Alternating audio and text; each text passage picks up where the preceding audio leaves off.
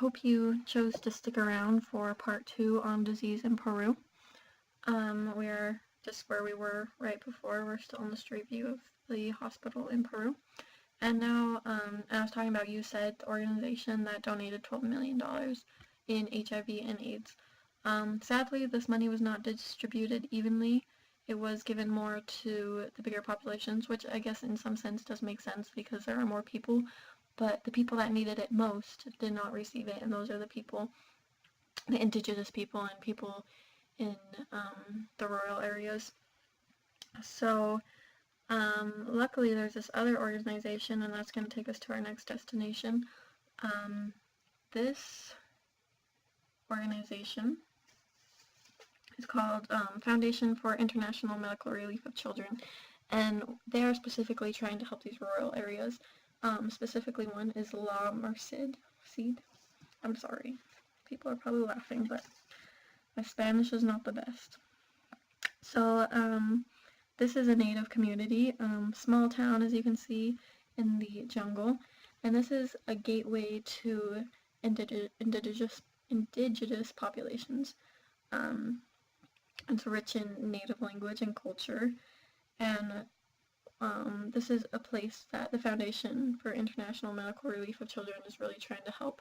This has become one of their big cities that they're choosing to help, and the way they are helping is through, they're working with mothers in native communities, really getting them educated. And first off, before I begin talking about the help, this organization is really trying to respect the native practices, and I think that is really cool that, they're not coming in and taking over, that they're respecting that, and they're just working alongside them to help. And it's doing a great job. There are also school-based health talks. They are observing surgeries, seeing what they're doing and trying to help when that help is needed. They work in the tropical medicine department, and they participate in the rural medical campaigns. And a lot of this is volunteer-based. It's really cool, and they're really doing a lot to help these poor areas. So now we're going to go to our last destination. Alrighty. Huancayo, Peru. As you can see, this is kind of a bigger area. This is in Peru's Central Highlands, and it's rich in Andean culture. There's rich culture and tourism, but don't let that fool you that this is a very rich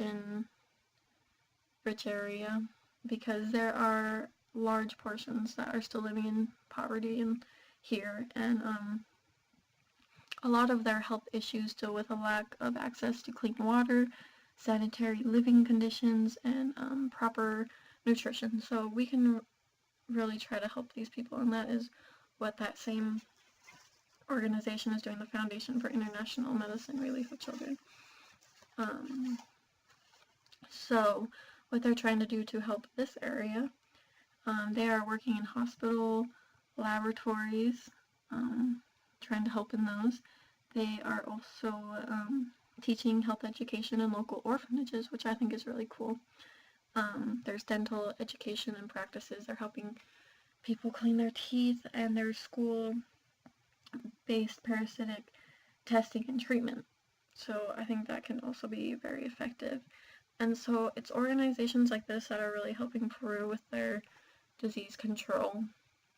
And it is doing a lot, but in my opinion, I think that Peru really needs to distribute this help and money and all, everything going towards it into more of the rural areas. We still need it in the urbanized, but we really need to help out those who are in poverty and who are really needing our help.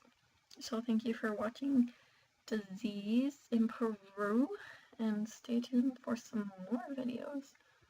Thank you.